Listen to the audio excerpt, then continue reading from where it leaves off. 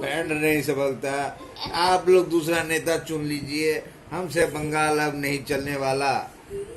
इधर देखिए भाई हम बहनों, হ্যাঁ তোমরা খুবই অন্যায় করেছো, লক্ষ্মী ভান্ডার থেকে পয়সা চুরি করেছো।